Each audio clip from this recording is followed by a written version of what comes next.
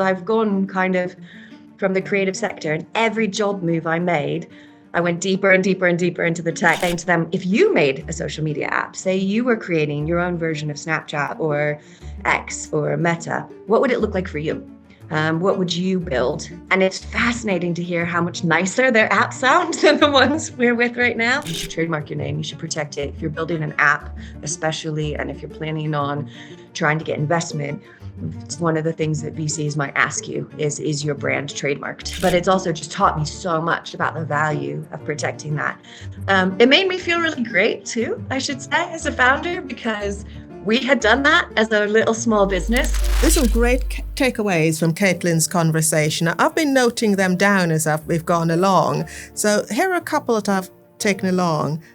Personal relationships matter. They matter more than anything because you need to have good people around you, supportive people, and your relationships are what is going to help you as you go along. Yeah. And also, I really like two words that Caitlin used, scale and quality. And I think those for me, those two words are what I'm going to take through from this episode, scaling and quality.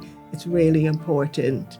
Yeah, and I think, so Caitlin talked about her relationship with her business partner and being open and honest and having those conversations. And I think it is really, really important when you've got business partners that you're working with that you are open and honest and you can make decisions together and things can turn out for the better for having those conversations. So yeah, that was really, really interesting. You know what I really took away from that also is that you may have multiple ideas coming to you at the same time, and that's okay. You don't need to choose one. Start exploring all of them, and as you explore, you will find the one that you wish to take forward further. So don't limit yourself. No limitations, just go all in. Let's go all in and listen to Caitlin Gould today. Hi, my name is Caitlin Gould, and this is my tech journey. Hi, Caitlin. So you've done a lot of work getting girls and women into tech, but what I really want to know is what is your journey? Why did you choose tech? Great question. So I grew up in Southern California, and when I was at secondary school or high school, I was really lucky. There was an opportunity for me to take a graphic design class, and we did 3D design. And I'd always really liked art, and I always liked kind of conceptual things. So being able to do 3D design opened up the idea of graphic design to me. And then I went on to pursue that as that being my degree at university. I'd always thought of it more as a design and art skill. And I think I didn't quite realize along the way how much technical skills I built up. And then through a number of different progressions, moving to England, getting different jobs, I ended up in the publishing industry and looked around and went, this is weird. Why is all the print magazines, why are they going online? Everybody should be going online. And that became my really big focus, is the digitization of magazines. I had a really wonderful mentor at that publishing company who basically said I should leave. If I wanted to get into digital, I needed to work for a tech company, not a print company. So I went and started working for a tech company that was doing websites, but also SEO and PPC. And that's my first chance of kind of getting under the hood of things and starting to really understand how the internet worked and how it's been manipulated and a lot of that. And I just found it really fascinating. I was with that company for a while. Again, it was a small startup when I started. I was working with them on kind of growing the business. And then by the time I left and decided to move to Cornwall, we were working in 3 different offices around the world and working with a number of different tech companies as well. Then for lifestyle reasons, decided to move to Cornwall and worked remote for a while, way back in 2010. So like 10 years ahead of everybody else, I was working from my garden.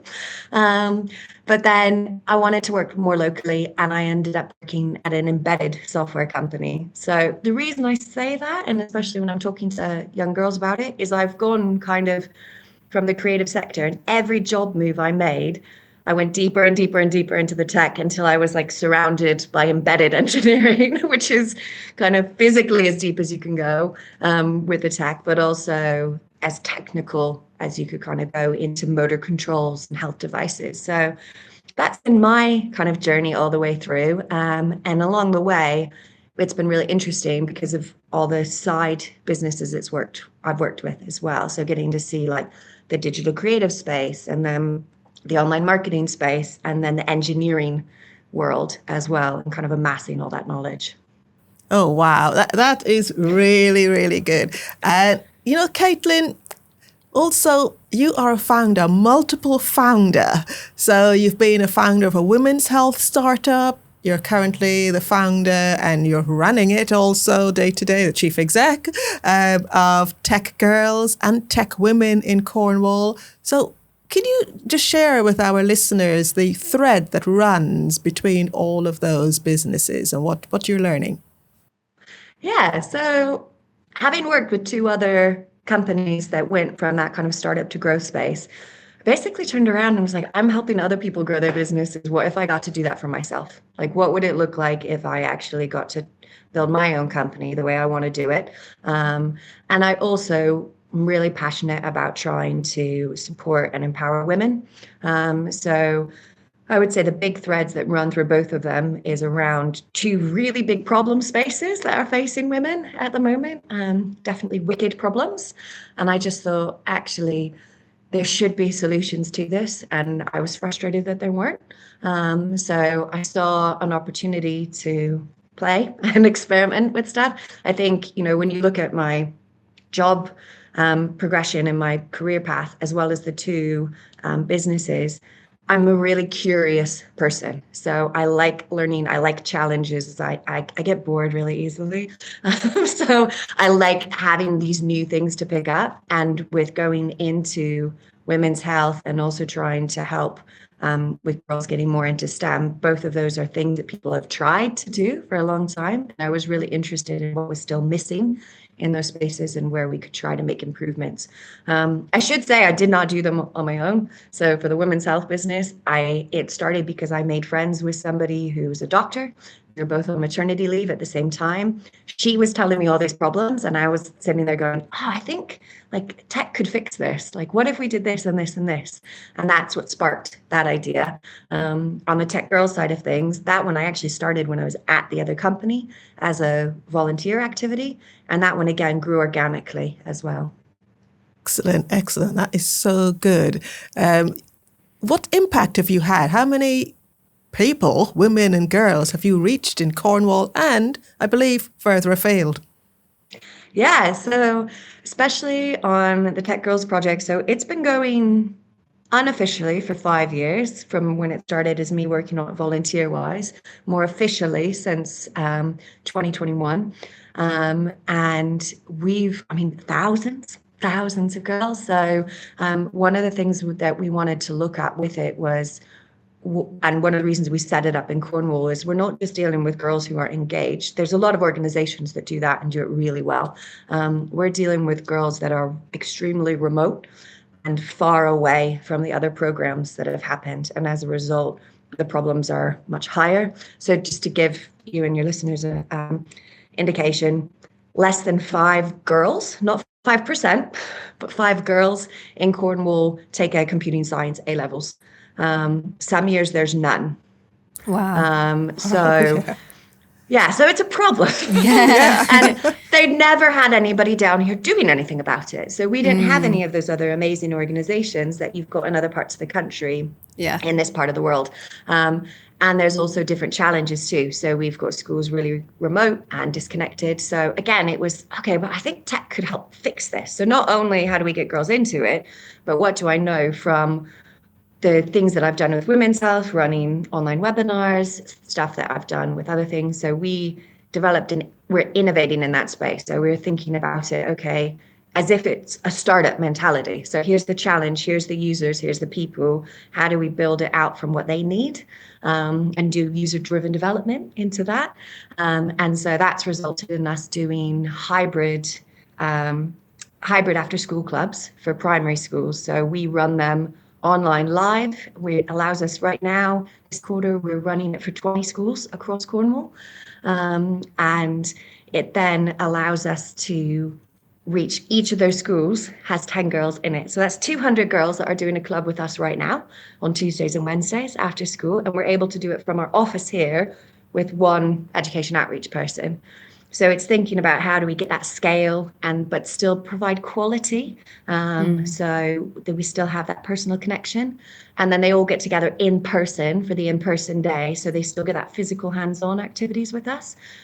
Because we've had that model, it's allowed us to reach over 3,000 students just last year alone. We also do a festival, because why not? So we started doing an aviation and aerospace festival. Again, just looking at, from the girls' perspective, what would be a fun way to engage them? What's missing in their lives? What do they need? We don't have any science museums down here. We don't have a discovery museum down here. So what would it look like if we set one up for the day? And that's our Reach for the Sky Festival. So through those different programs, we do get a lot of really impactful reach, and it's been really fun.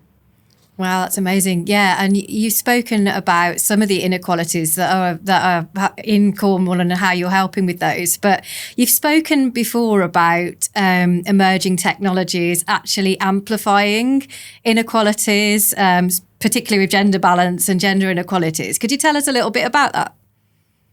Yeah, absolutely. So one of the big things that we are talking to girls about, we started a club last year called our Cyber Guardians Club. So that's actually talking to primary school aged girls about cybersecurity and how to make sure that they feel confident to go into it. But also within that club, we're starting to have conversations about AI.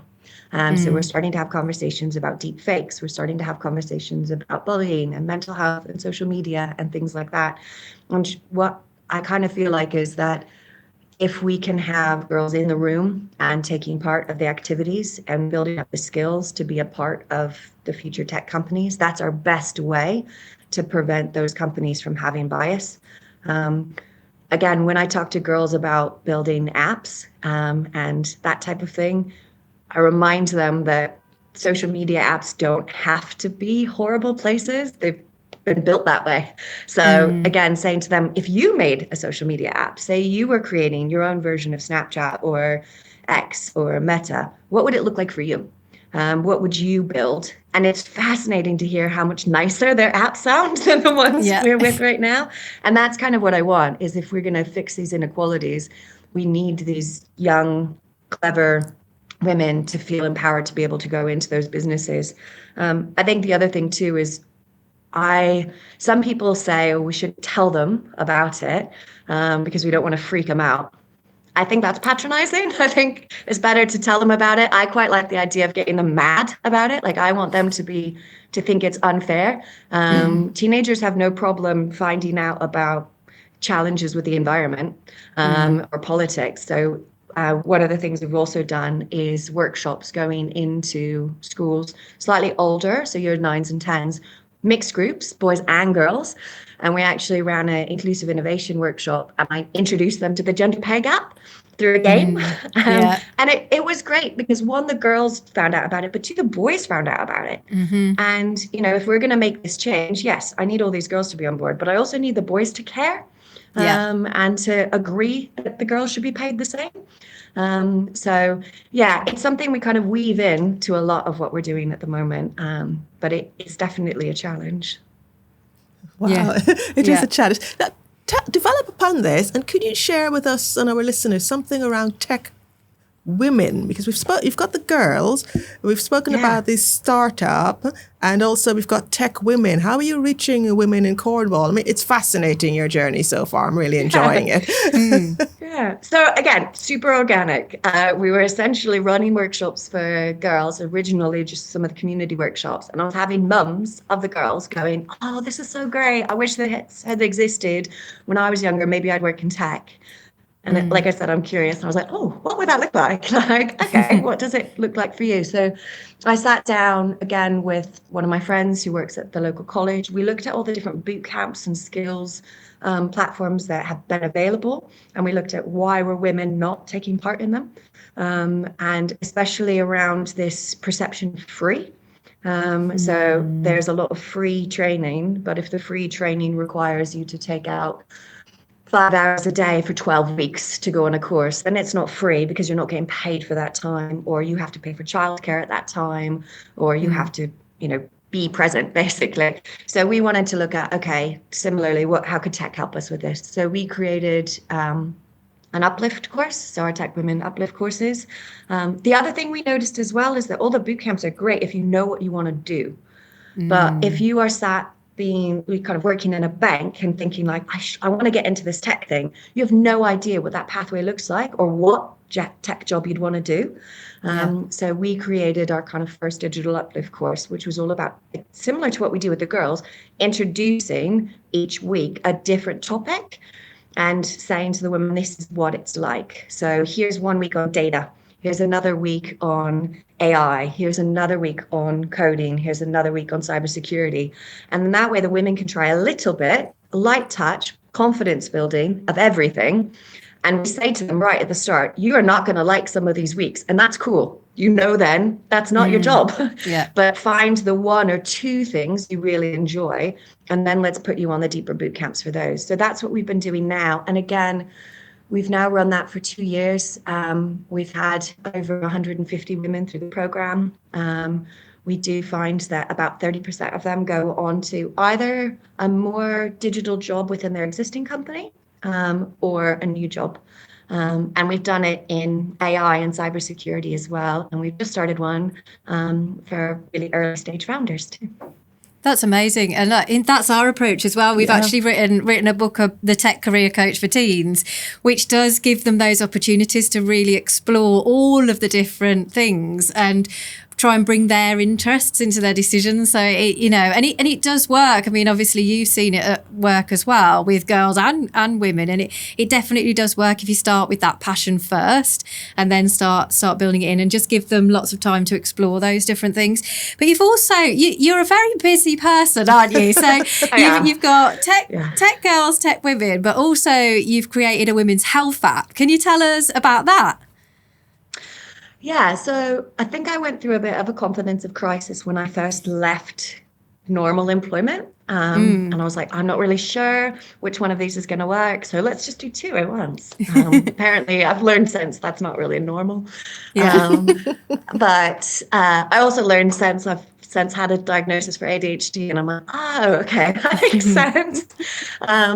But on the women's health side of things, again, I was coming right off of working on a medical device. So I had all this knowledge around compliance and medical devices and things like that.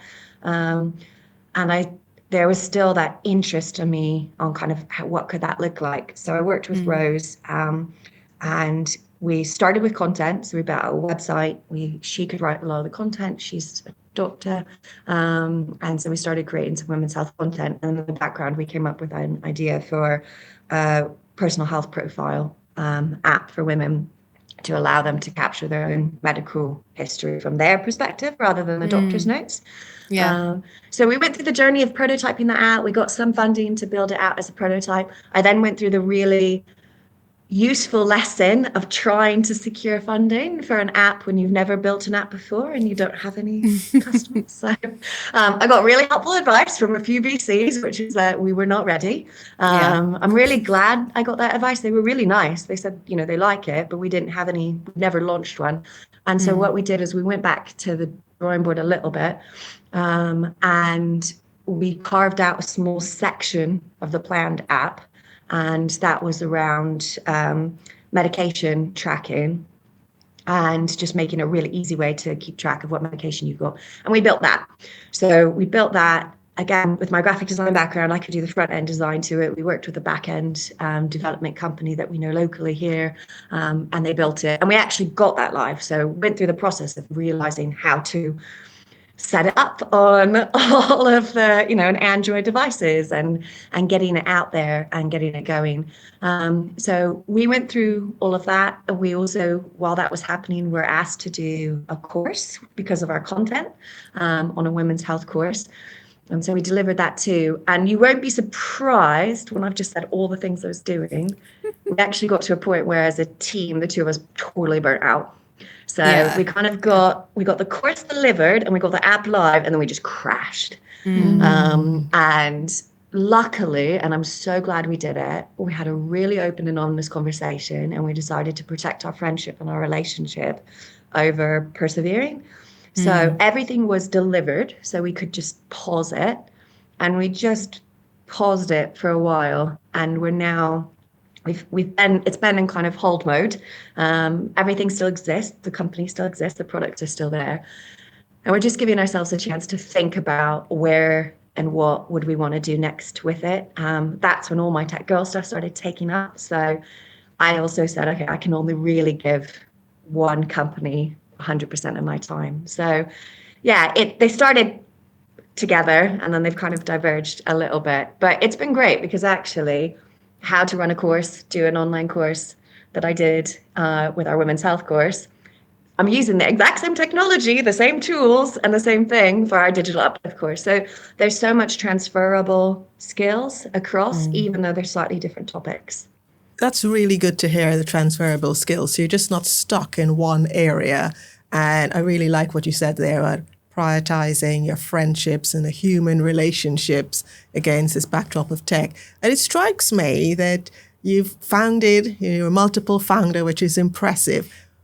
What about protecting your brand as you've gone along? What have you done around that? Yeah, so that's really great.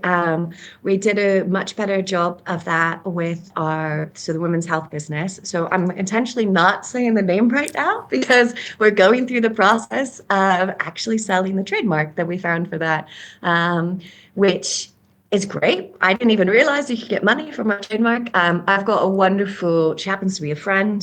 She's an IP lawyer, and she gave us brilliant advice when we were first setting up the business. And she said, you should trademark your name. You should protect it. If you're building an app, especially, and if you're planning on trying to get investment, it's one of the things that VCs might ask you is your brand trademarked? I was kind of picturing like Dragon's Den, like, do you have the trademark for this? So she did, and she secured it. And with her advice as well, she got us all these different classes. And as a result, there's another Southwest-based company. They're not doing the same thing we're doing at all. They're in the care space. But because we've protected all of the classes at all related to medical, they need our name. So they're buying off of us, which is great because we're in that point of pause. It works for us. It's a nice time to do it. But it's also just taught me so much about the value of protecting that. It made me feel really great too, I should say, as a founder, because we had done that as a little small business, and they're a big business and they hadn't thought of it. So it did give me that, you can sometimes have this crisis of confidence of like, do I even know what I'm doing? It's so much to learn all the time. You feel like you're maybe constantly failing. Hopefully failing upwards, but it's hard. So when those little things happen, you can kind of be like, oh yeah, what do you mean you don't have your brand trademark? But it just came from that great advice of having that person on my side who was looking out for us. The trademarking, I think that is so important. And I hope that our listeners, anyone who's starting that founding journey, that's a great piece of advice. Protect your name. And both Rebecca and I have been through this process, and the Intellectual Property Office has great information. It can be a bit confusing, but work your way through it. And, you've also got, you said, a friend who's a lawyer who supported you on the journey.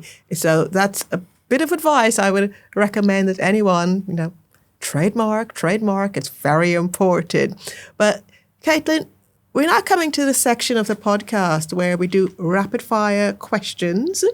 So there are 5 questions coming up. They're one-word answers. Well, try as best as you can with one word. Everyone's failed to do this so far. Yeah.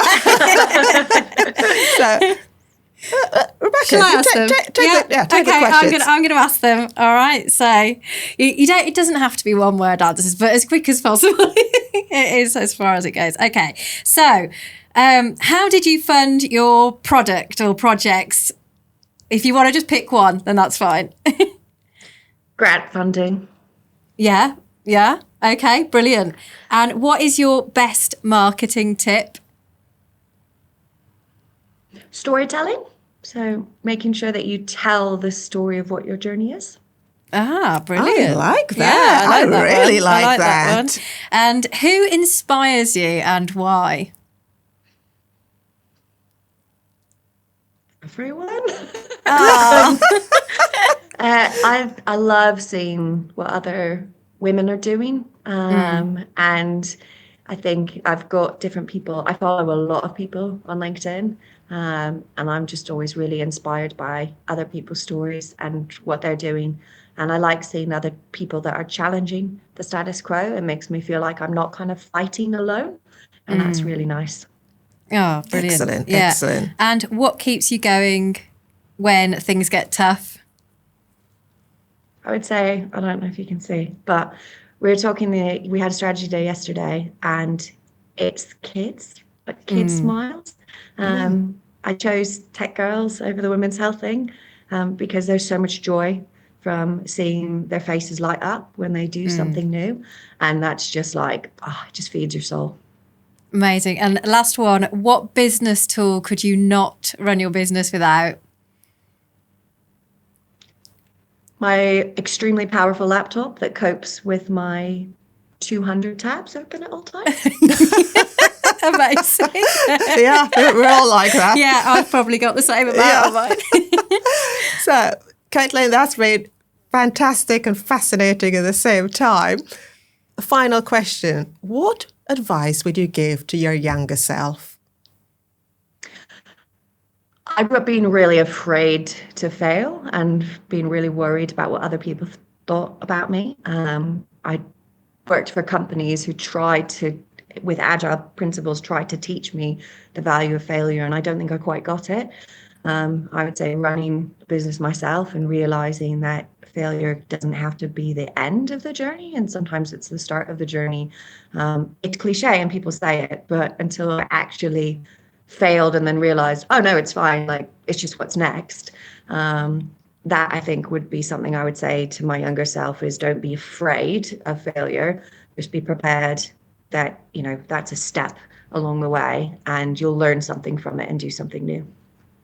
Fantastic. Brilliant advice. Yeah. Caitlin Gould, thank you so much for sharing your tech journey with us. Yeah, thank you so much. Thank you. Thanks for having me.